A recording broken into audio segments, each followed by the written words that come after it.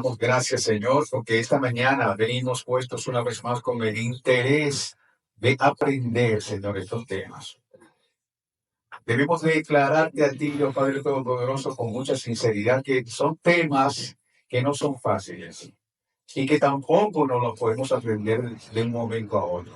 Solo con tu ayuda, por medio de tu Espíritu Santo, podremos extender, explicar y entender estos temas, Señor, que sabemos son para nuestro beneficio, para nuestro crecimiento, Señor, y para el fortalecimiento de tu iglesia. Te damos gracias a ti, Dios Padre Todopoderoso, por este tiempo que pones en nosotros estos temas para exponerlos, para que nos alimentemos aún más y conozcamos en profundidad, en toda la extensión de tu palabra, conocerte una vez más y conocer el fundamento de la iglesia. Te damos gracias en el nombre de Jesús, tu Hijo amado. Amén. Bien, vamos a hablar entonces acerca de la salvación del hombre. Nosotros creemos, afirmamos y enseñamos que la salvación es un acto que depende exclusivamente de Dios. A través de su amor, a través de su misericordia, a través de su gracia. Interviene de manera soberana, dando su Hijo. ¿Para qué? Para librar al hombre del pecado, de su ira y permitirle posteriormente disfrutar de su gloria y hasta llegar a ser como heredero con el Hijo de Dios.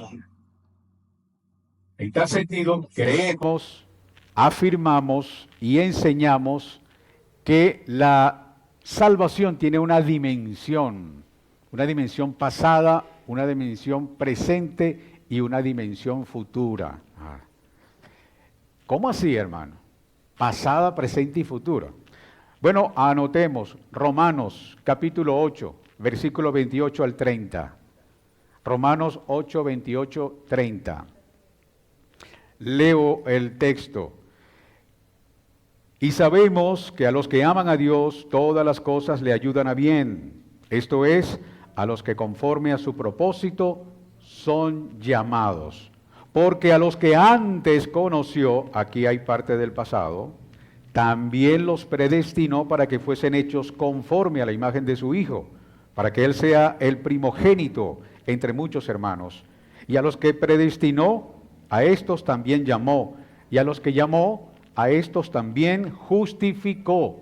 Y a los que justificó, a estos también glorificó. Libertándonos ¿de qué?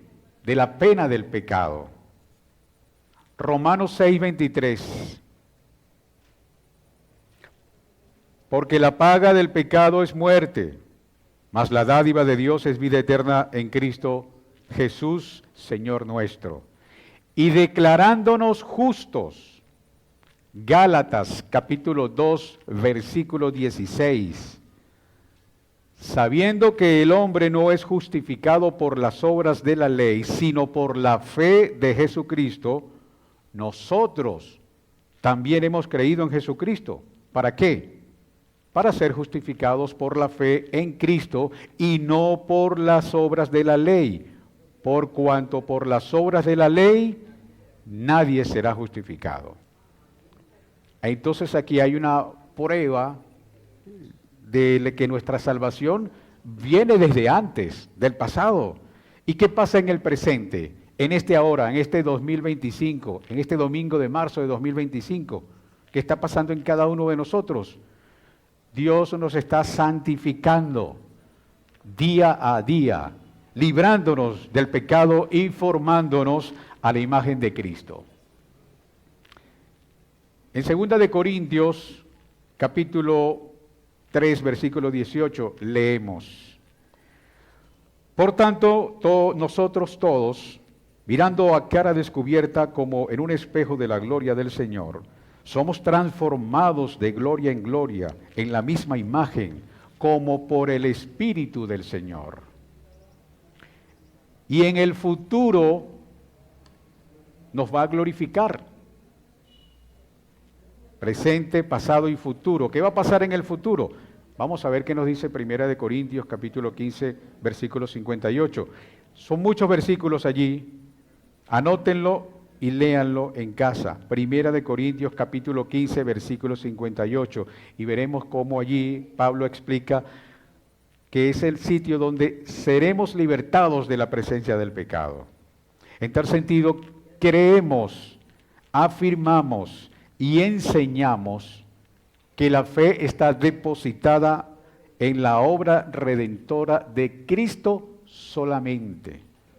Es decir, solus Christus, solo Cristo. Actualmente está de moda una expresión que ha nacido a propósito de la selección de Venezuela, la Vinotinto. ¿Conocen ese eslogan? ¿Cuál es? Mano, tengo fe. Ese es el eslogan actual de la selección de fútbol. Mano, tengo fe. Bueno, teníamos fe el viernes y perdió contra Ecuador. Entonces parece que la fe se perdió. Hay distintas maneras en que mucha gente deposita su fe. Sobre todo las personas no creyentes. Sería normal.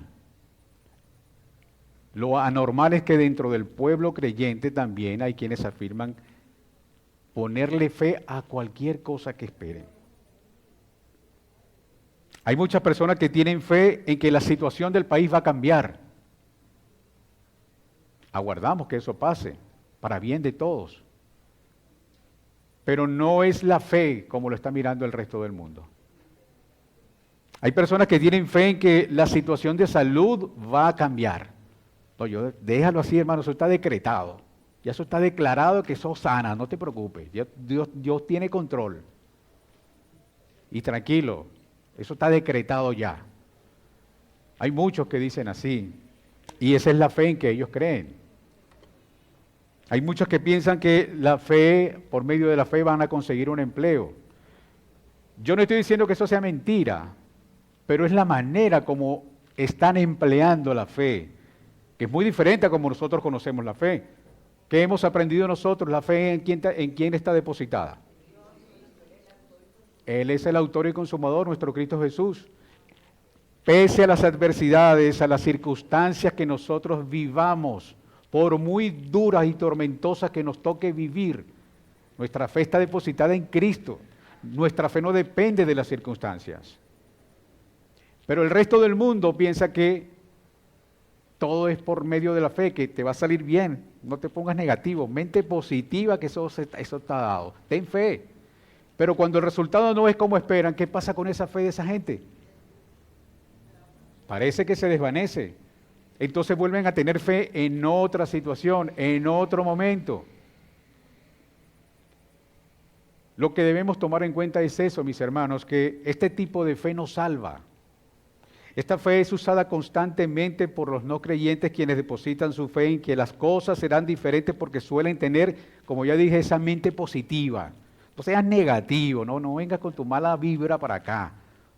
Hay que tener fe en que eso va a salir bien. Pero ocurre también dentro del pueblo cristiano y peor aún, dentro de estas tribunas, dentro de lo que llamamos el púlpito, también se decreta esa mala fe. Se enseña esa mala fe. Y peor, cuando los que estamos de aquel lado creemos todo lo que se está diciendo aquí. Y no hurgamos y no investigamos. No corroboramos con la palabra de Dios. Entonces, cuando el resultado no es esperado, ¿qué pasa con esa fe? Mis hermanos, nuestra fe está puesta en Cristo. Solo en Él habremos de esperar. Nos guste o no la situación que estemos viviendo. La fe no está basada en las circunstancias, por muy dura que la estemos pasando. Debemos saber cuál es la naturaleza de la fe salvadora. Y en tal sentido sería bueno hacernos una pregunta, o dos, o tres. ¿De dónde proviene la fe que salva? ¿Será que existe alguien que ayer pecó y hoy se levantó con ganas de ser salvo? ¿Será que alguien puede producir una fe salvífica en Dios? ¿Será que alguien se despertó y dijo, bueno, hasta ayer fui rebelde y ya no, ya hoy siento ganas de ser salvo, hoy sí quiero ir a la iglesia, hoy voy a leer la palabra de Dios, hoy voy a hacer armonía con esa gente que se congrega en la iglesia? Porque hoy yo decidí, pues que hoy le voy a abrir mi corazón a Dios. Yo decidí que ven aquí Espíritu Santo, ven. Esa sería una actitud de soberbia. ¿Quiénes somos nosotros para abrir y decirle, ven, ahora sí Espíritu Santo, ven conmigo, ahora sí Cristo, te acepto, ahora sí? Y es allí la manera de ser salvo. Pues no, la confesión de fe declara que Dios es quien tiene la autoridad y quien tiene la capacidad para creer, para ser salvos de nuestras almas. Es la obra del Espíritu de Cristo en nuestros corazones y ordinariamente se realiza por medio de la palabra, la cual y por la administración del bautismo y la cena del Señor, la oración y otros medios designados por Dios, esa fe aumenta y se va fortaleciendo. Por esta fe, el cristiano cree que es fidedigno todo lo que está revelado en la palabra por la autoridad de Dios y ve en ella una excelencia superior a todas las cosas del mundo. Muestra la gloria de Dios en sus atributos, la excelencia de Cristo en su naturaleza y poder y la plenitud del Espíritu Santo en las obras y en sus operaciones. De esta forma el cristiano recibe capacidad para confiar en su alma, confiar su alma a la verdad así creída, y también actúa de manera diferente según el contenido de cada pasaje en particular, produciendo que obediencia a los mandatos de Dios, temblando ante las amenazas de Dios, porque de eso también tenemos ahí en la palabra de Dios. Hay promesas que la cual también debemos abrazar para la vida venidera. Pero las principales acciones de fe salvadora tienen que ver directamente con Cristo. Debemos descansar solo en Cristo. Es en Él donde debemos depositar nuestra fe para nuestra justificación, para nuestra santificación y para nuestra vida eterna. Amén. Pasemos ahora al segundo punto, mis hermanos. El punto acerca de la iglesia. Este es uno de los puntos que desde el punto de vista teológico también es un punto amplio, hablar acerca de la iglesia. Y esto nos lleva también a estudiar, nos debe llevar a estudiar el principio. ¿Qué pasó antes, siglos antes?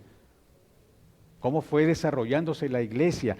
¿Quiénes estuvieron primero con nosotros, que nosotros? ¿Qué hicieron ellos antes que nosotros? ¿Cómo se comportaron? ¿Qué hacían? ¿Cómo defendían ellos la palabra de Dios? Entonces, cuando estudiemos este punto sobre la iglesia, ineludiblemente debemos ir al principio. Siempre, en todo lo que nosotros investiguemos, estudiemos, siempre debemos ir al principio. Porque el mundo no lo estamos creando nosotros. Antes que nosotros hubo otras personas. ¿Qué hicieron? Cuando estudiamos la historia de Venezuela, por ejemplo, tenemos que ir atrás. ¿Qué pasó antes? Cuando estudiamos la historia universal, vamos al principio.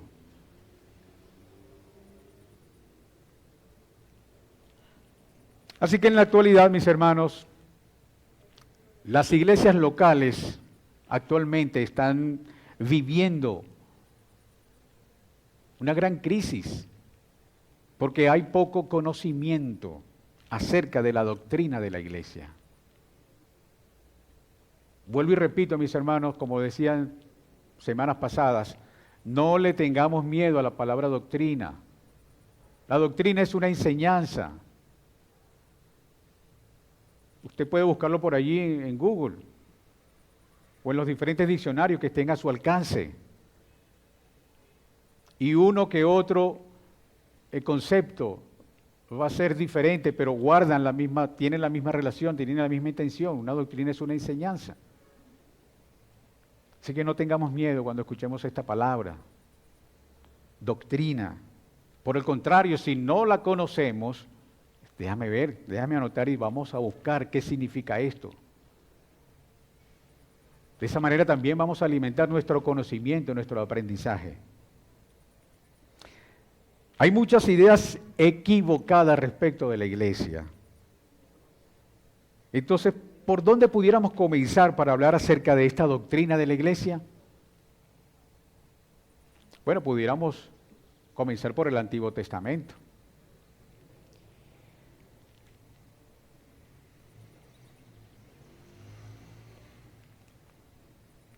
Y usted dirá, bueno hermano, pero ¿cómo así? ¿Por qué el Nuevo Testamento? Si cuando leemos el libro de Hechos, capítulo 1, del 8 en adelante, ¿qué está pasando allí? ¿Por qué hay que ir allá al principio? ¿Por qué hay que ir al Génesis? Por ejemplo, ya lo vamos a demostrar. El pastor Sugel Michelén, teólogo, profesor de teología, también pastor de iglesias, dice algo respecto a esto en un libro que él escribió, en uno de tantos que ha escrito, en el libro llamado El Cuerpo de Cristo. Él escribe algo acerca de esto. Es imposible entender la naturaleza de la iglesia y el lugar que ocupa en el plan redentor de Dios, a menos que comencemos en el libro de Génesis, porque es allí donde comienza el plan redentor de Dios que se revela en toda criatura.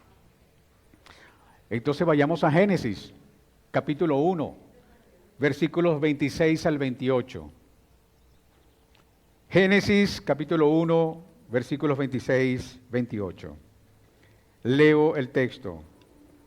Entonces dijo Dios, hagamos al hombre a nuestra imagen conforme a nuestra semejanza y señoree en los peces del mar, en las aves de los cielos, en las bestias, en toda la tierra y en todo animal que se arrastra sobre la tierra.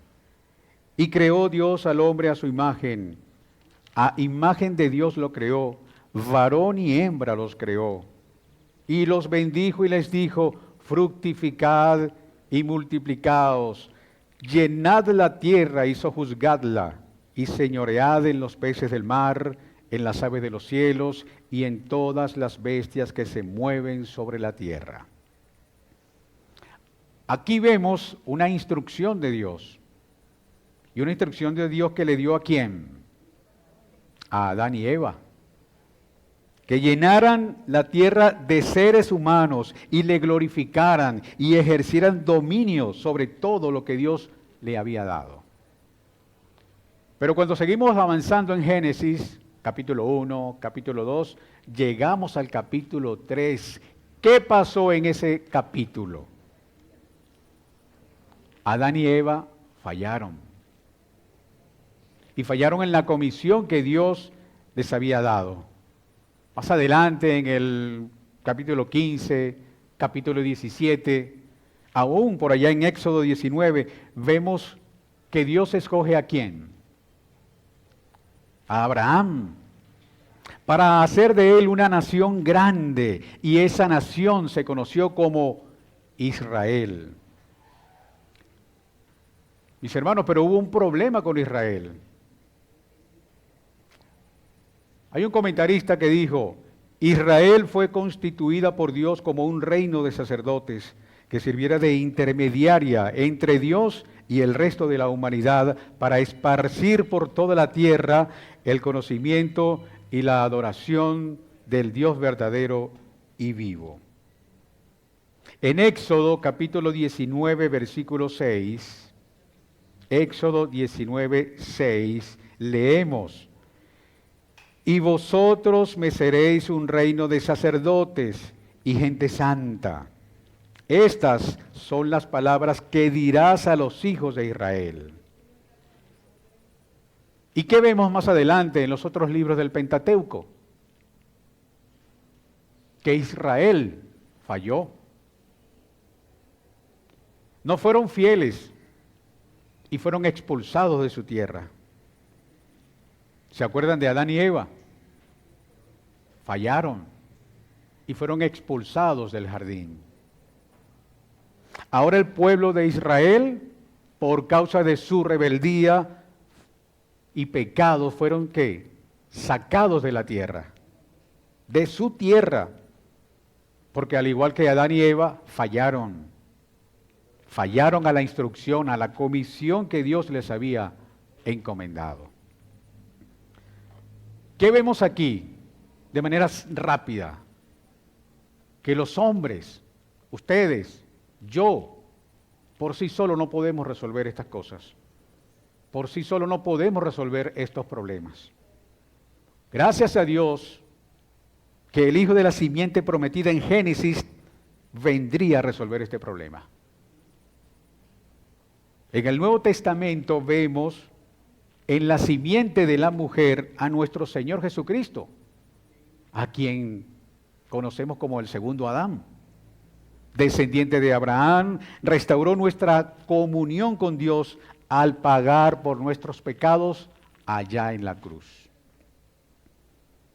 Entonces la tarea que no pudieron cumplir Adán y Eva de llenar la tierra de seres humanos conforme a la imagen de Dios, ahora es Cristo quien la ha llevado a cabo a través de su evangelio y su iglesia. En Mateo capítulo 16, versículo 18, Mateo 16, 18, vemos a Pedro hacer una extraordinaria declaración pública de que Cristo es el Hijo del Dios viviente. Pedro, delante de los demás discípulos, está diciendo, este que está aquí es el Mesías prometido. ¿Y qué responde Jesús? Y yo también te digo que tú eres Pedro, y sobre esta roca edificaré mi iglesia, y las puertas del Hades no prevalecerán contra ella. Esta roca es la declaración que Pedro acaba de decir. Adán fracasó, Israel fracasó, pero Cristo cumplirá el plan a través de su iglesia. Como Eva se supone es la ayuda idónea de Adán, ahora es la iglesia la ayuda idónea de Jesucristo. Vuelvo a citar al pastor Sugel Michelén, él comentó al respecto, fue la esposa que el Padre escogió para su Hijo, para que sea su cuerpo unida e inseparablemente a Él, como el esposo con la esposa, y fue por amor a ella que se entregó a sí mismo para santificarla. Pablo en Efesios capítulo 5, versículos 25 y 26, Efesios 5, 25 y 26, ¿qué escribe allí Pablo? Maridos, amad a vuestras mujeres, así como Cristo amó a la iglesia y se entregó a sí mismo por ella, para santificarla, habiéndola purificado en el lavamiento del agua por la palabra.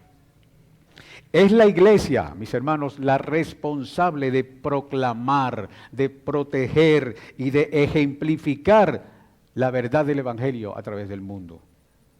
Es la iglesia la responsable de llevar y proclamar a Dios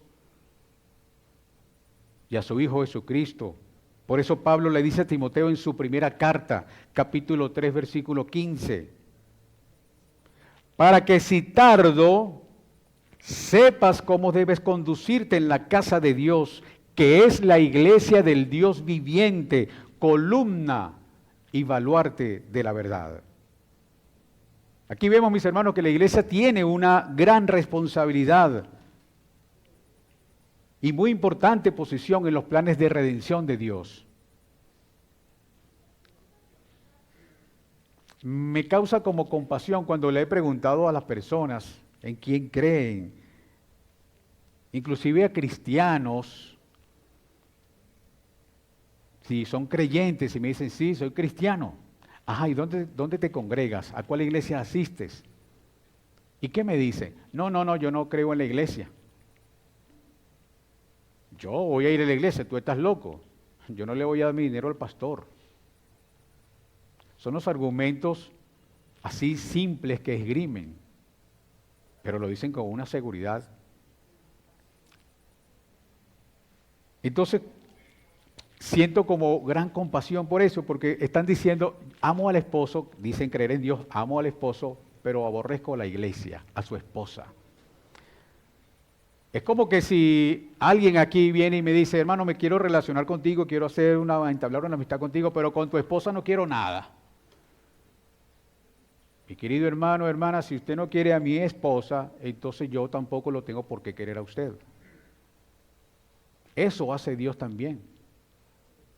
No quieres a su esposa, a su iglesia, entonces no tengo compasión contigo. Parece simple, pero es una gran verdad y muy profunda. La iglesia es la ayuda idónea del segundo Adán para llenar toda la tierra de su gloria. La iglesia ahora, como esposa comprada a precio de sangre, tiene un papel importante en anunciar y apuntar hacia Cristo. Pedro habla acerca de los creyentes de la iglesia de esta manera. Primera de Pedro, capítulo 2, versículos 9 y 10. Primera de Pedro, capítulo 2, versículos 9 y 10. Pablo refiriéndose a la iglesia, a los creyentes. Mas vosotros sois linaje escogido, real sacerdocio, nación santa, pueblo adquirido por Dios. ¿Para qué? Para que anunciéis las virtudes de aquel que os llamó de las tinieblas a su luz admirable.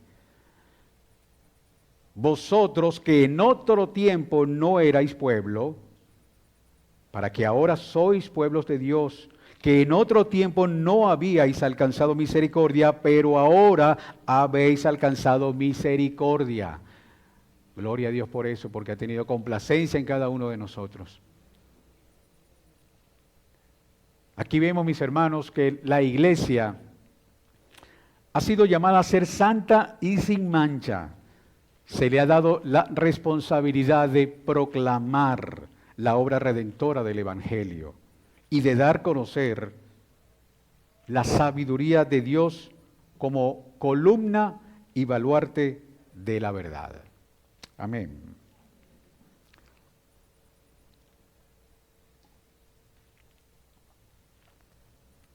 El otro punto que ustedes tienen allí en su folleto habla acerca de las ordenanzas.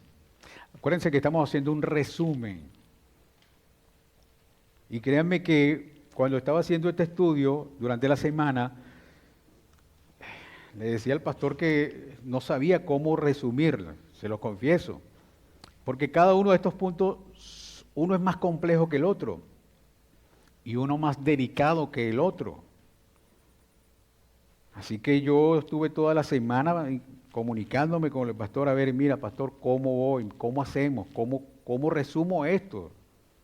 Sobre todo el punto último que vamos a tocar, que es el punto de la escatología, que es más amplio todavía, es más amplio, es más profundo, y cada uno interesante. Así que hablemos acerca de las ordenanzas. Dice la confesión de fe, basado en la palabra de Dios: creemos y afirmamos y enseñamos que la Iglesia ha recibido del Señor Jesús dos ordenanzas que sirven como señal del pacto de gracia. ¿Y cuáles son esas enseñanzas o ordenanzas? La cena del Señor y el bautismo. Así que hablemos acerca del bautismo. Y voy a desarrollar esta breve enseñanza basándome en 4 preguntas.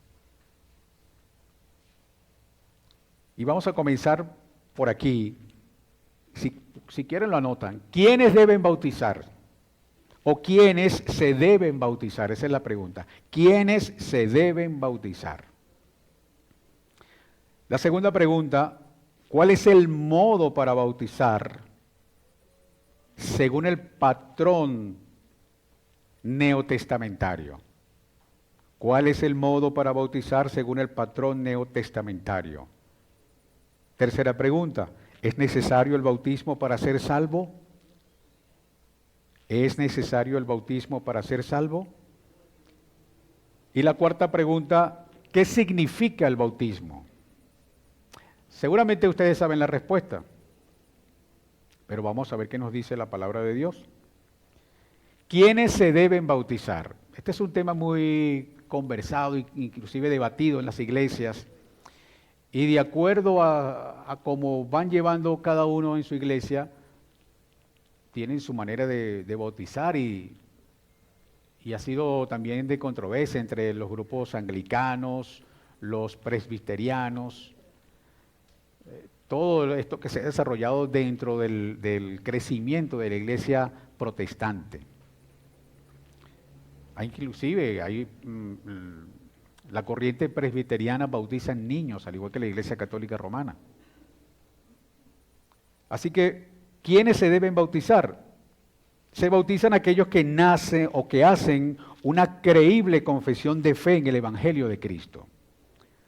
Vayamos al libro de los Hechos, capítulo 2, versículo 41. Hechos 2, 41. Cortito esto. Así que los que recibieron sus palabras fueron bautizados. ¿Quiénes se deben bautizar? Los que recibieron su palabra y fueron bautizados. Hechos capítulo 8, versículo 12. Hechos capítulo 8, versículo 12. Hombres y mujeres se bautizaron después de creer en las buenas noticias que Felipe les anunció sobre el reino de Dios y de Jesucristo. Entonces, aquí ya estamos viendo cómo va aclarándose el asunto.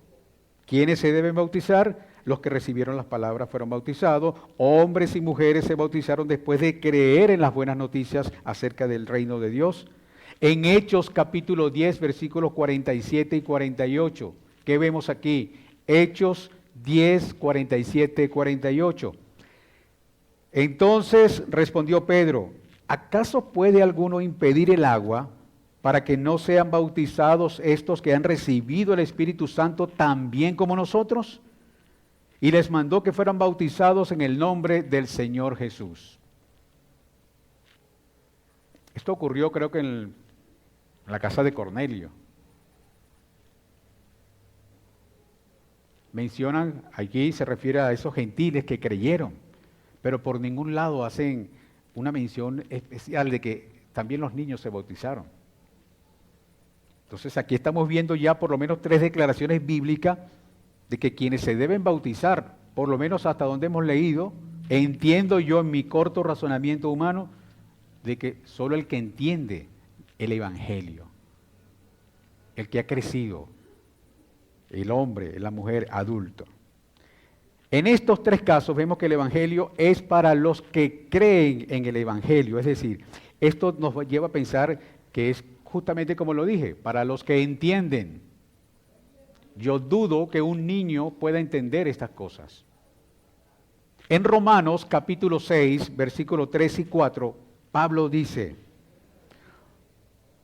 Romanos 6, 3, 4,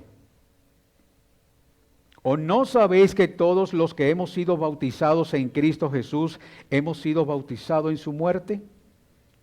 Porque somos sepultados juntamente con Él para muerte por medio del bautismo, a fin de que como Cristo resucitemos de los muertos por la gloria del Padre, así también nosotros andemos en vida nueva. Vuelvo y repito, esto como que no tiene sentido para un infante. Nosotros que hemos alcanzado la mayoría de edad, que vivíamos en pecado, por medio del Evangelio de Cristo, ahora andamos ¿en qué? En una vida nueva. Producto de nuestra conversión. ¿Por qué? Porque hemos escuchado, porque hemos entendido y porque hemos creído en el Evangelio. Entonces hemos decidido bautizarnos. Un niño que no ha entendido esto, mucho menos ha tenido tiempo de tener una vida corrupta, llena de pecado, como para que suelta el viejo hombre y nace de nuevo. El tiempo no le alcanza a un niño de 5, 6, 7, 8, 10 años. En este sentido, podemos decir que bautizamos a aquel que ha declarado una creíble confesión de fe. Yo no tengo reparos, no tengo miedo en decirles a ustedes, y con toda seguridad y responsabilidad les digo que el bautismo no es para niños, es para gente que entiende el anuncio del Evangelio. Ahora bien, la otra pregunta. ¿Cuál es el modo para bautizar según el patrón neotestamentario? Es decir, según el patrón de lo que vemos en el Nuevo Testamento. Bueno, según el Nuevo Testamento, el modo, la manera de bautizar es por medio de la sumersión o la inmersión, es lo mismo. Desde el punto de vista lingüístico, en griego el verbo bautizar es batipso, que en español quiere decir hundir, sumergir, sumir. Es lo mismo. Aquí no está hablando de rociar o de aspersión. Así que cuando vemos en el bautismo, en el Nuevo Testamento, vemos que se hacía de un espacio de mucha agua. Nada de esparcir agua, sino buscar donde había abundante agua. En Marcos 15, en Marcos 1, 10, Marcos 15 no, perdón, Marcos 1, versículo 5, en Marcos 1, versículo 10, en Hechos capítulo 8, versículo 36, y en Juan 3, 23, podemos corroborar esto. Los capítulos de Marcos dicen que eran bautizados en el río Jordán. Esto indica que abundante agua y evidentemente sumersión. Porque si fuera por aspersión no tendría necesidad de haber ido al río Jordán. En Juan 23, ¿qué dice la palabra de Dios? Dice que Juan el Bautista bautizaba en Enón, cerca de Salim. ¿Por qué? Porque había mucha agua. Y aquí vemos que evidentemente el bautismo es un significado simbólico, porque la persona está demostrando de manera pública lo que ha pasado con él espiritualmente. Sumergir, renovarse espiritualmente. Eso es lo que hacemos en la manera de bautizarnos. Así que no es necesario, o quise decir que es necesario nosotros dar esta declaración de fe. Aunque no, me iba a adelantar al punto que viene. La tercera pregunta. ¿Es necesario bautizarse para ser salvo? Yo le pregunto a ustedes, ¿es necesario bautizarse para ser salvo? Según la Biblia, la respuesta clara es no. La palabra predica solo Christus, solo fide, sola fe. Vamos al cielo solo por fe, hermanos, en Cristo, sin necesidad de obras sacramentales. Por ejemplo, el ladrón en la cruz, ¿qué hizo? ¿Se arrepintió? ¿Se bautizó? ¿Y está dónde ahora? ¿Estará en el fuego del infierno eterno con Judas o eternamente en el cielo con Cristo? En Lucas 23, versículo 43, Jesús les dice, de cierto, le dice a ese ladrón, de cierto te digo que hoy mismo estarás conmigo en el paraíso. Hey, pero maestro, espérate un momentico, y este no se va a bautizar. No va a bautizarse, bájalo de la cruz y que se bautice. No, hermanos, la salvación no es por el bautismo, la salvación es por la fe por medio de nuestro Señor Jesucristo. No es necesario bautizarse para entrar al reino de Dios, pero si una persona realmente ha creído que ha nacido de nuevo, va a querer confesar públicamente en quién ha creído y va a querer bautizarse. Bueno, lo hizo Jesucristo. Jesucristo le dijo a Juan el Bautista, es necesario que lo hagas.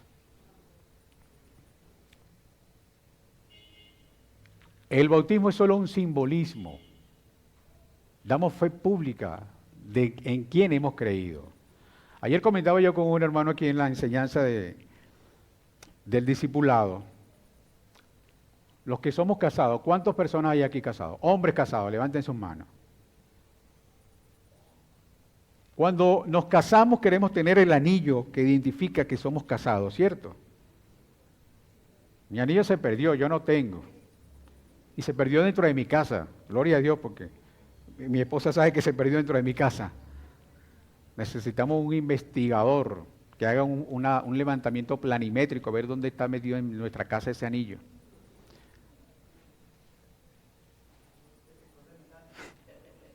Un investigador, Rommel. Cuando vayas a mi casa ya tú sabes la tarea que te espera para que te gane el pasticho. Primero tienes que hacer una investigación ahí. Mis hermanos, se me extravió ese anillo. Ahora, yo dejé de ser esposo de ella porque se me extravió el anillo. O yo me casé y como no tengo el anillo, ¿qué pasa con ese matrimonio? ¿No es valedero? Es igual, mis hermanos. Ese anillo representa una simbología de que tengo unidad con ella en matrimonio, al igual que ustedes.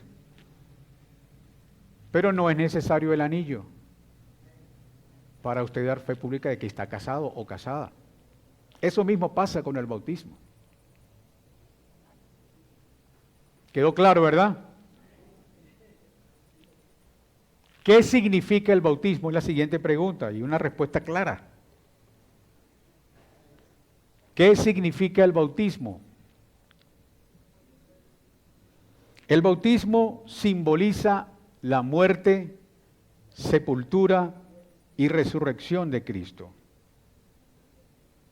Y eso hacemos en el bautismo, una representación de nuestra unión con Cristo al morir en el pecado y salir resucitado en una nueva vida. Ese es el concepto sencillo que yo puedo compartir con ustedes acerca del bautismo. Repito, es una simbolización de la muerte, sepultura y resurrección de Cristo. Eso hacemos en el bautismo. Una representación de nuestra unión con Cristo al morir al pecado y resucitar a una nueva vida nueva. Amén. Hay otro punto que tiene que ver con la cena del Señor, que también está allí en la confesión de fe. Atención, hermanos, después podemos conversar, dirimir puntos, para que avancemos también aquí, podamos estar todos atentos. A diferencia del bautismo, la cena del Señor se celebra de acuerdo a los parámetros de la iglesia. Hay quienes lo celebran cada semana o a principio de cada mes, como es el caso nuestro. La cena del Señor fue instituida por Él mismo la noche antes de ser crucificado para que fuese celebrada por creyentes y discípulos por inmersión, de manera que, o de manera regular, con frecuencia nosotros determinamos por cada iglesia local y como recordatorio de lo que Él haría por nosotros al siguiente en el Calvario, o al día siguiente en el Calvario. Así que el propósito principal de la Cena del Señor es mantener viva la memoria de aquel que amó a la iglesia y se entregó por ella. Él dijo, haced esto en memoria de mí. Alguien escribió esto: la repetición de un acto sagrado puede convertirse en una rutina. La repetición de un acto sagrado puede convertirse en una rutina. Yo pregunto, ¿lo que hacemos aquí nosotros cada domingo de mes, lo hacemos por rutina? Lo hacemos así porque la iglesia así lo ha determinado y esto es un rito donde nosotros vamos a participar. De la rutina al rito hay un corto paso. Israel convirtió el rico tesoro de la adoración y la alabanza en un rito. La rutina mató la frescura y la enseñanza de la presencia de Dios. Esto le pasó al pueblo de Israel. Cuidado si nosotros venimos a participar de la cena del Señor de esa manera. Inmersos en la presión de la vida diaria, sin prepararnos. Y termina el autor escribiendo, la iglesia no está ajena de este riesgo. ¿Cómo estamos viniendo a participar en la cena del Señor? ¿Por rutina? ¿Por un rito? ¿O porque tenemos realmente conciencia de ese acto sagrado? Entonces no es tan simple como parece. Cena del Señor y me preparo y vengo y participo y me tomo el traguito de vino y me como el pedacito de pan. Tenemos conciencia de lo que eso significa, de ese acto tan serio, tan sublime.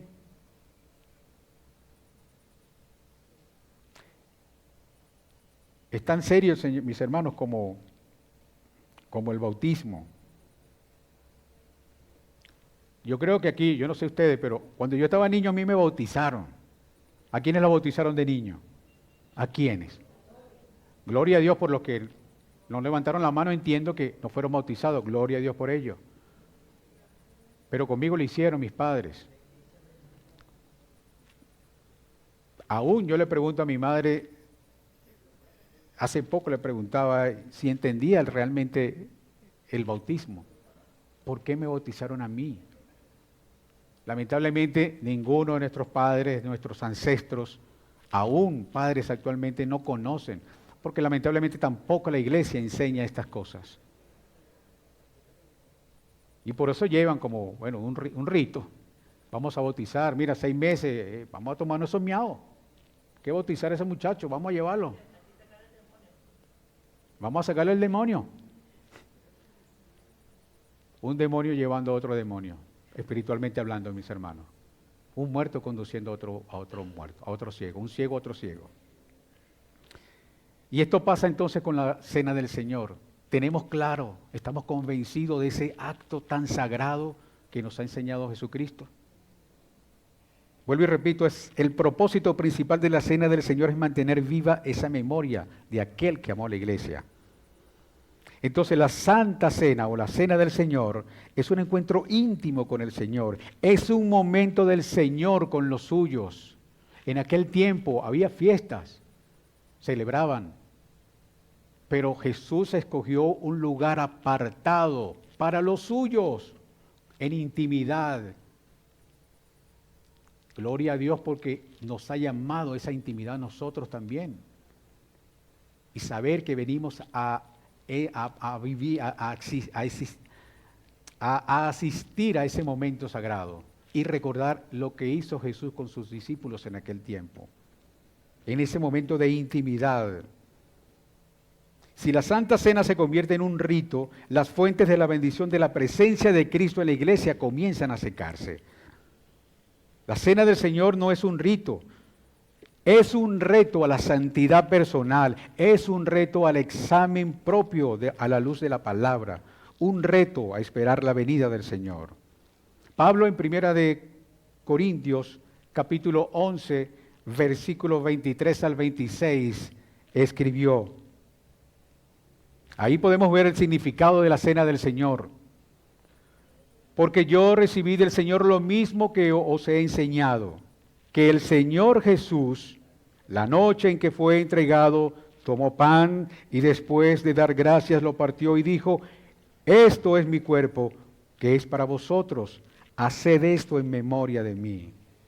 El Señor parte el pan y dice que lo coman en memoria de su cuerpo, el cual iba a ser demolido unas horas después.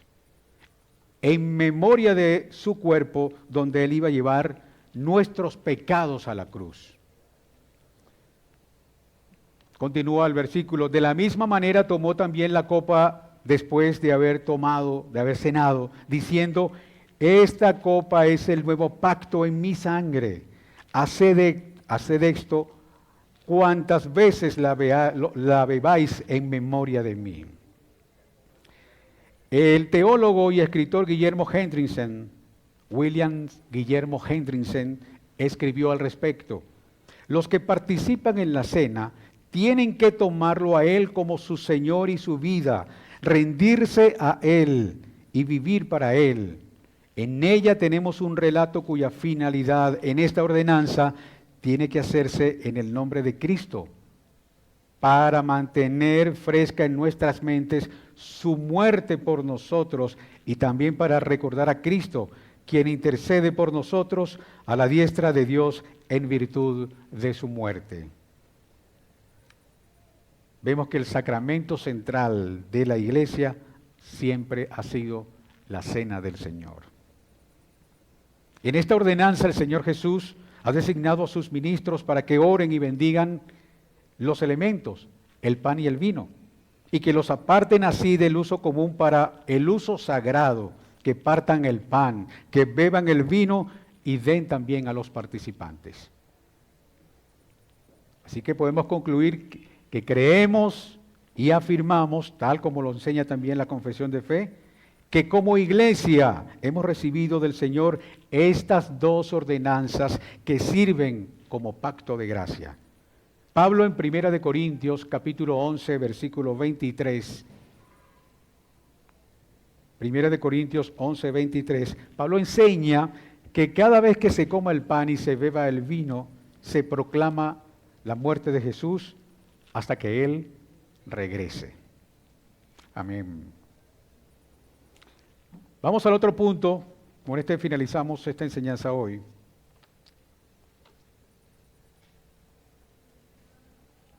De acuerdo a lo que tienen ustedes ahí el punto 7, creo que es el 7, ¿cierto? Que habla acerca de los últimos tiempos, los últimos días, lo que se conoce como la escatología. ¿Qué es la escatología? La palabra escatología proviene de la palabra escatón, el griego escatón. Significa que cosas futuras, cosas que están por venir. Así que la escatología es el estudio de las cosas futuras. Así de sencillo. Eso es la escatología, el estudio de las cosas futuras. En relación al futuro, ¿qué es lo que nos queda por ver? Voy a citar aquí palabras de otro pastor dominicano llamado Miguel Núñez. Él en un estudio acerca de la escatología, él dice que estamos en un periodo llamado ahora, pero no todavía. ¿Cómo así? Él dice que el reino de Cristo fue inaugurado, pero aún no ha alcanzado la consumación. Nosotros somos salvos, pero hay aspectos de nuestra vida que nos hacen pecar. Entonces, no todavía. Es decir, estamos viviendo entre la primera venida de Cristo y la segunda venida de Cristo. Estamos, digamos, en la era de la iglesia. Hay una frase que no desconozco quién la escribió. Dice que en otro tiempo Dios habló por medio de los profetas. Perdón, este es en Hechos. En Hebreos. Hebreo 1, ¿cierto? En otro tiempo Dios habló por medio de los profetas y en este tiempo por medio de Cristo. Cristo comenzó a hablar en los últimos días. En el sentido bíblico esta frase es una frase para hablar entre la primera venida y la segunda venida de Cristo. Entonces, en preparación a esa segunda venida, que es lo que estamos viviendo nosotros, estamos preparándonos, ¿qué nos toca por ver? ¿Qué nos toca vivir? Cristo dijo que antes de su venida habrá ¿qué? Habrá señales. Pablo en 2 de Tesalonicenses, capítulo 2, versículo 3, dice que antes de que venga el hombre de pecado, o sea, el anticristo, habrá una gran apostasía. En esa misma carta, Pablo menciona que antes de que venga Cristo, Dios enviará un espíritu engañoso para que crean en la mentira, pues no amaron la verdad. Estas son cosas que posiblemente vayamos a ver. Cristo habló de guerra, de hambruna, de terremotos. Dice que veremos una figura mundial poderosa, que será el anticristo, que se mostrará carismático, que la gente va a seguir, porque le cae bien a la gente, es muy empático y tiene mucho poder. Ya por ahí andan diciendo, ese es Donald Trump. Sí, causa risa, pero es verdad. Ya alguien lo tiene, ese es Donald Trump, el anticristo, u otro personaje que se les antoje decir. Lo cierto del caso es que eso es parte de la tribulación de la que habló Cristo allá en Mateo 24, en el Monte de los Olivos, y también la describió Daniel, que habrá una gran tribulación como nunca antes vista. Se supone que todo esto antecederá para dar paso al Hijo del Hombre. En Apocalipsis capítulo 1, versículo 7, nos dice la palabra de Dios, todo ojo lo verá. Él vino una primera vez y solo un grupo pudo verlo. Pero ahora, según la revelación que presentó Juan, todo ojo lo verá, todo el mundo lo verá y vendrá acompañado de una corte celestial y vendrá sobre un caballo blanco que representa o simboliza la realeza y de su boca saldrá una espada. Eso significa que vendrá a juzgar. El Verbo es el que va a volver. Esta figura de Cristo es parte del estudio de la escatología. Y vendrá una nueva ciudad, una nueva Jerusalén, y Cristo como figura central de esta nueva sociedad, donde no habrá lágrimas, donde no habrá llantos, donde no habrá dolor, no habrá muerte, porque las cosas viejas pasaron y todas han hecho nuevas. Todo esto forma parte de la escatología. Ahora bien, ¿qué pasa en Apocalipsis capítulo 20? En este capítulo ha dado pie para que hayan surgido y siguen discusiones acerca de esos 1000 años en los que hace referencia este capítulo. Y esto da pie para que en las iglesias se esté estudiando acerca del amilenio, del milenio, del premilenio, lo que se llama el premilenialismo. Son posiciones que ya se están discutiendo, si ya estamos en el milenio, otros dicen que no, que estos 1000 años son los que menciona Apocalipsis, son simbólicos, no son literales. Esto es parte de la escatología y seguramente estos temas también nosotros los vamos a desarrollar para entonces fijar una posición al respecto. Cristo vendrá pronto. Inclusive la mayoría de los cristianos afirmamos esto. Sin embargo, nadie conoce el tiempo exacto de la venida de nuestro Señor Jesucristo. Así que mientras tanto, ¿qué debemos hacer nosotros? Esperar con gozo, con expectativa, con disciplina.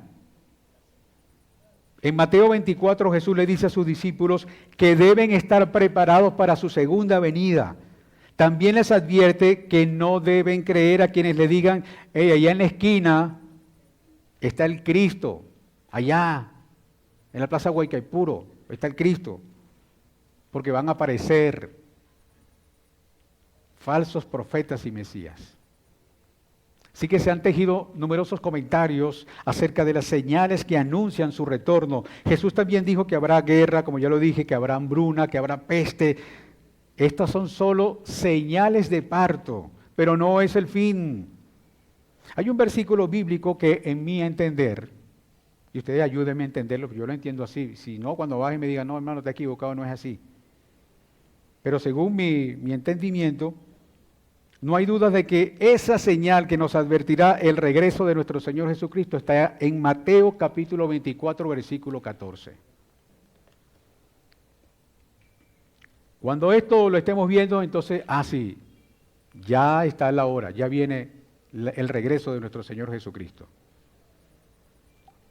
¿Qué dice Mateo 24, 14? Y será predicado este evangelio en todo el mundo, para testimonio a todas las naciones, y entonces vendrá el fin. No hay duda que debemos ser entendidos en los tiempos, mis hermanos. En estos tiempos que estamos viviendo, tenemos que seguir haciendo nuestro trabajo como iglesia, como nos corresponde. Orar, estudiar la palabra, predicar el evangelio, cumplir el mandamiento también de hacer discípulos. Todos deberíamos discipularnos, mis hermanos. No importa si usted tiene 5, 10, 20, 50 años, pero si usted está en esta iglesia, venga, participe en los discipulados. No es una imposición del pastor, ni yo estoy reafirmando eso. Yo soy igual que ustedes. Solamente que, he sido asignado para esta enseñanza. Mañana puede ser alguno de ustedes. Pero es un mandato que el mismo Jesús dio allá también en Mateo 28. Tenemos que discipularnos. No hay duda que actualmente hay señales de deterioro, de la descomposición moral, la falta de estabilidad en la sociedad. Estamos viendo niveles de degradación o la moralidad de la sociedad al punto de que muchos entienden que la sociedad occidental está a punto de colapsar o quizás ya ha colapsado o está en proceso. Así que no sabemos cuándo va a venir Cristo. Pero sí puedo compartir con ustedes una cosa que sí es cierto y lo pueden ver en las noticias. La sociedad occidental como la conocemos, o sea, Europa, Canadá, Estados Unidos, América Latina, está dando muestra de colapso. Cuando vemos la historia de las civilizaciones, vemos la manera como fueron deteriorándose cuando comenzaron a dar señales como el aumento del erotismo, como lo estamos viendo hoy, como el aumento del aburrimiento de las personas. Hay mucha gente que ya no quiere seguir viviendo, está cansada, están agobiados por problemas, por escasez, y muchos quieren morirse. Afortunadamente no es cuando uno diga yo me quiero morir hoy, no depende de nosotros. El dueño aún de nuestra muerte es Dios. Así que todas estas señales están dándose en la sociedad. Estas personas que muchas están practicando la eutanasia. Estamos viendo cómo en el pasado también actualmente hay el aumento del desorden social, caos del faltar respeto hacia las personas, hacia las leyes, hacia los gobernantes, por mucho que no nos gusten. Así como ocurrió antes, lo estamos viendo ahora. Cómo se está estructurando estrategias a través de los gobiernos para imponer nuevos excesos de cobros de impuestos. Esto significa que están endeudados y de alguna manera tiene que salir el dinero para pagar esa deuda y nos afecta a cada uno de nosotros. Esto es parte de la descomposición social que están viviendo los países actualmente. Vemos cómo están cayendo los países, la corrupción galopante. Aquí, en estas breves cosas que les he mencionado, hay señales del colapso de la sociedad que se dieron anteriormente y que están presentes entre nosotros. Entonces, mis hermanos, tengamos claro que la sociedad en la que vivimos está colapsando. Termino con esto. No tenemos claridad del día ni la hora cuando Cristo regrese. Y sí debemos creer que la propagación del Evangelio está también ocurriendo a una velocidad galopante. Gracias a la Internet, a la tecnología, hay muchos que están utilizando estos medios para llevar también el Evangelio. Nos podemos conectar aquí mismo en Los Teques y eso se expande hasta la China, Australia, otros continentes. Eso está sirviendo también para que el Evangelio esté llegando a otros lugares. La inmediatez tecnológica permite que nos conectemos con todas las personas del mundo en segundos. Y esta red está siendo utilizada justamente para eso, para mostrar el Evangelio de Cristo. Por todo esto expuesto, hermanos, pienso que son señales de que estamos en la recta final. Mientras tanto, preparémonos para la venida de Cristo. Amén. Amado Dios Padre Todopoderoso, te damos gracias, Señor, por este tiempo, por estas breves enseñanzas, Señor, que como dije al principio, sin tu ayuda, sin tu asistencia por medio de tu Espíritu Santo, es imposible que podamos entender estos temas y aplicarlo a nuestra vida. En tal sentido te agradecemos y te pedimos, por favor, nos ayudes a seguir investigando en estos temas que sirven de crecimiento para tu iglesia. Te damos gracias en el nombre de Dios Padre Todopoderoso. Amén.